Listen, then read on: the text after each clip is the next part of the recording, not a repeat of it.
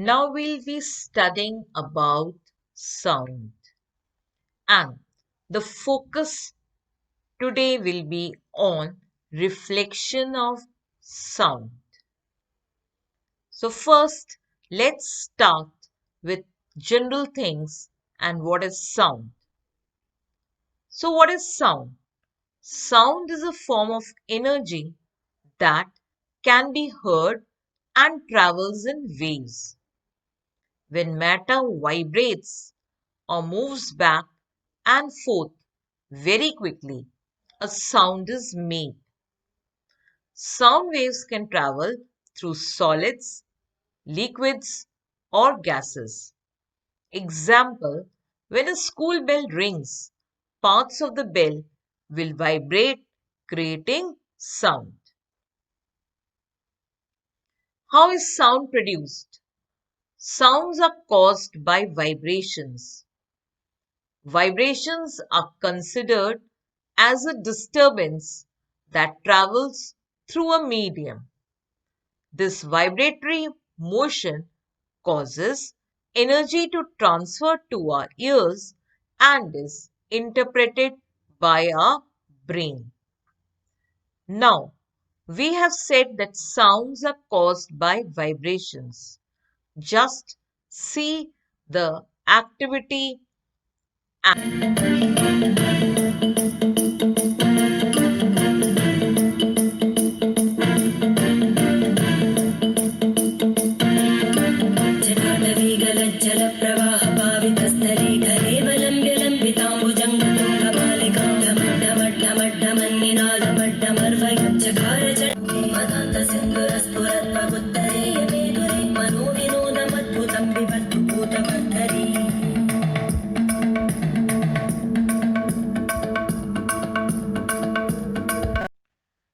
interesting, isn't it?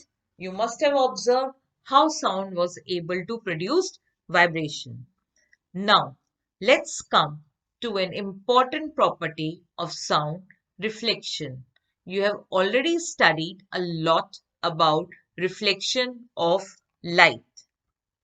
So let's talk about reflection of sound. Sound waves also get reflected as light waves do. Bouncing back of sound wave from the surface of solid or liquid is called reflection of sound. Reflection of sound follows the laws of reflection as light wave does. This means that the angle of incident wave and reflected wave to the normal are equal. That is, angle of incidence is equal to angle of reflection. For reflection of sound, a polished or rough and big obstacle is necessary. Now we come to an important thing that results due to reflection of sound, echo. The sound which we hear after reflection is called echo or echo of sound. So, you can say the sound heard after reflection is known as an echo. One can hear the echo by shouting loudly in a big hall. After shouting loudly, the same sound reaches the ears after reflecting from the surface of the wall. Echo of sound can be heard by producing sound at place surrounded by hills or big buildings. The repetition of sound because of multiple reflection of sound wave is called echo. Now, the conditions necessary for creation of an echo. One does not experience any echo sound in a small room. Have you ever heard yourself again in a small room? No. This does not mean that sound does not get reflected in a small room. That means when you are speaking in the room, your sound waves will travel to the walls and all the things surrounding and will get reflected. But you will definitely not listen to the echo because the necessary conditions for production of an echo are not present. Any sound persists on one's brain up to 0.1 second of time. Just remember this, that a sound persists in our brains for 0.1 second of time. So echo can only be heard if the same sound comes to one's ear after a lapse of 0.1 second. That means if the sound gets reflected and comes back to you before 0.1 second, the human ear will not be able to distinguish it.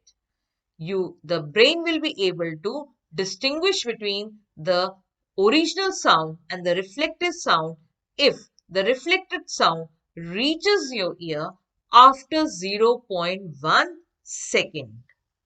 This is known as persistence of hearing. So, the reflection of sound must reach to the brain after a lapse of 0.1 second to hear an echo. Now, just see this. You can see over here an observer which is producing sound, a person producing sound. This is a rigid surface. So, the sound from this observer will travel towards the rigid surface. From the rigid surface, it will get reflected back. Now, if this person needs to hear his voice again, that means if he wants to hear the echo, then this reflected sound should come back to him after 0.1 second. Fine. Now, let's suppose the distance between the observer and the rigid surface is x. That means the sound should move distance x, that means from source to the rigid surface, and then from the rigid surface to the source, the distance traveled will be how much? 2x. And this distance traveled should be in 0.1 second to hear an echo. Now, we all know this formula, speed is equal to total distance upon time. So now children, the time that we have is 0.1 second. Why 0.1 second? Because this is the minimum time required to hear an echo. Now speed of sound in general is taken as 332 meters per second at 0 degree Celsius. We have taken the distance between the observer and the rigid surface as x. The total distance travelled by the sound from observer to the rigid surface and returning to observer again is 2x. So let's substitute this whole data in the formula. So now we don't know only the distance. We have assumed it to be x. So we can rewrite total distance is equal to speed into time. What is the total distance? 2x. Speed is 332. Time is 0.1. So when you multiply this, you will get this as 33.2. And then x will be 33.2 divided by 2. You will get 16.6 meter. This shows the minimum distance required to hear an echo is 16.6 meter. So when you are sitting in a room, the distance definitely is not 16.6 meter, right? So that is why you don't hear an echo of your voice when you speak in a room. You need a minimum distance of 16.6, that means approximately 17 meter. Okay. Now, another interesting thing is sometimes echo of the same sound is heard more than once. Such multiple echoes are known as reverberations.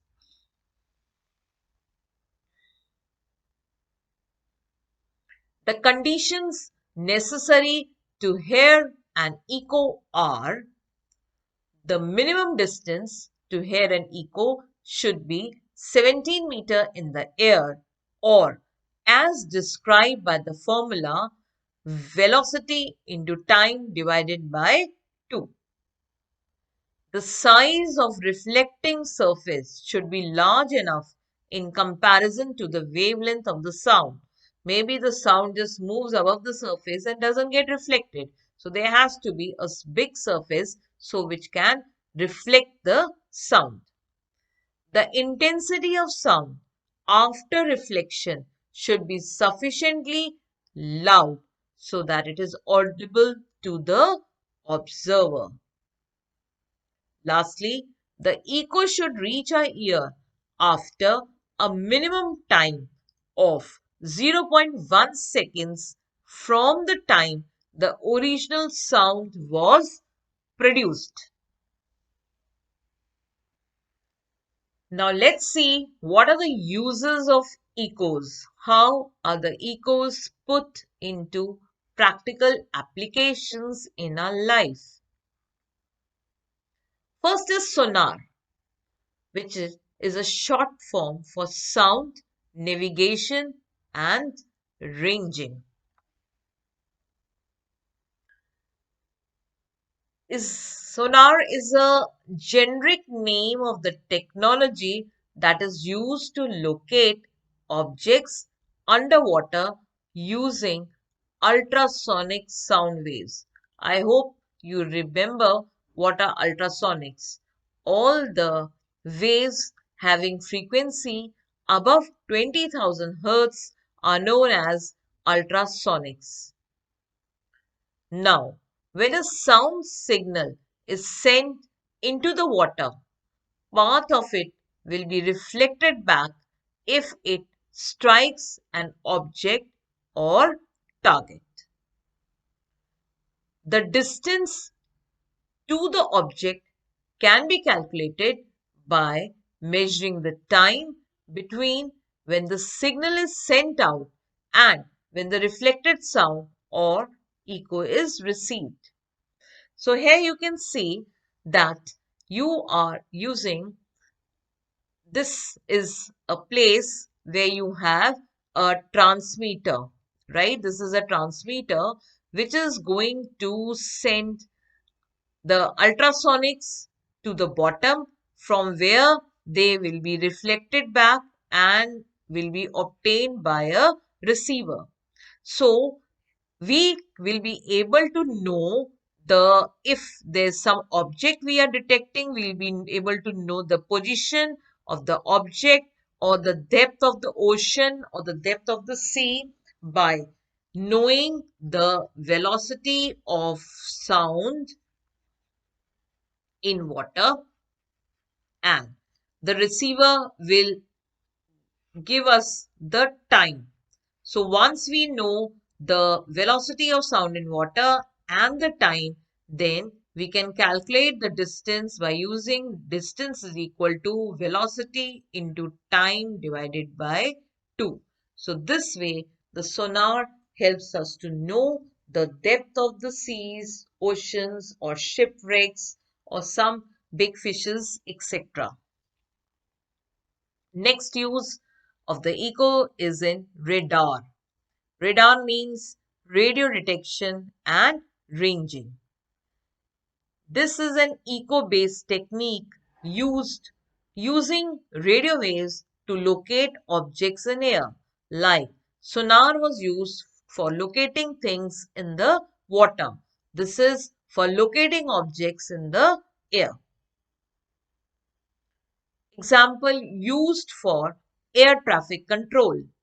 So here this will be a device. The signals will be sent This is a target from where it will be reflected back and then received, and then you can calculate the distance at which the distant target is. Now, echoes also find a wide variety in medical field. In medical field, echo method of ultrasonic waves is used for imaging the human organs such as liver, gallbladder, uterus, womb, etc. This is called ultrasonography. Similarly, echocardiology is used to obtain the image of human heart. Now, everywhere, all the users, whether in medical field or sonar or radar, we use ultrasonic waves. Now, the question is, why ultrasonic waves? Ultrasonic waves, remember, are more energetic than the audible sound. So, they have following properties for their wide use. They can travel undeviated through a long distance. They can be confined to a narrow beam. They are not easily absorbed in a medium. Now, even some animals used echolocation for technique. Bats, during the flight, send a series of ultrasonic sound waves which strike against the object in their path of light and send back echoes to the bat's ears. Hearing the echoes, the bats know how they must return to avoid colliding with the objects at night. Now, see, this shows bats have a very good mathematics. They're able to know the distance and they prevent themselves from striking the object. You all are aware that they don't have eyes. Even dolphins use echolation. Dolphins are aquatic animals which send out ultrasonic sound to communicate with each other. They have a sound sensing system which enables them to find animals underwater with great accuracy due to the echo of the ultrasonic sound produced by them.